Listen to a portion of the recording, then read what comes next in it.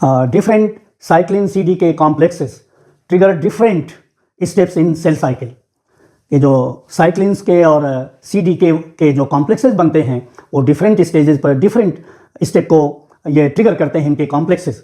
एक yeast cell की cell cycle है.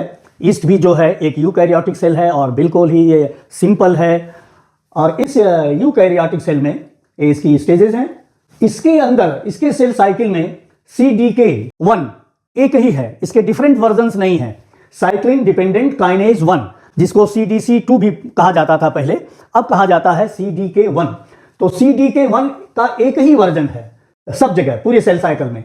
लेकिन ये जो साइक्लिन्स हैं इसके डिफरेंट ग्रुप्स डिफरेंट स्टेजेस पर हैं. यहाँ पर देखिए CDK1 है और साइक्लिन B1 है, साइक्लिन B2 है, cyclin B3, cyclin B4.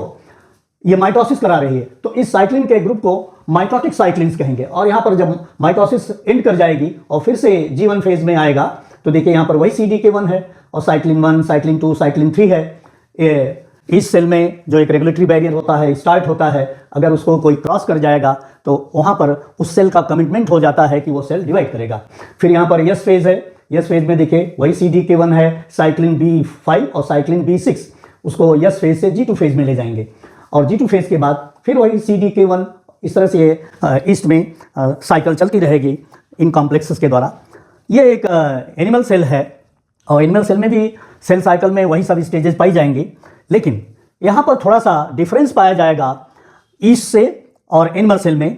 East में CDK1 की सिंगल कॉपी थी, एक ही था, सिंगल CDK1 था. जबकि एनिमल सेल में CDK1 के डिफरेंट वर्जन्स हैं. यहाँ पर देखिए CDK1 है जो G2 से यम फेज में ट्रांजिशन करा रहा है.